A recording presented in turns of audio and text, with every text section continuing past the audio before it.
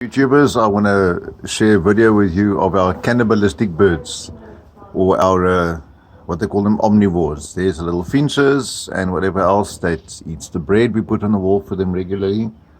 And then we have ringneck doves, which have a great preference for fried fish or steamed fish.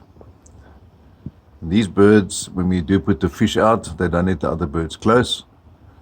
They just go at it and go at it and go at it non-stop. Makes me think of the movie The Birds, when the birds attack the people.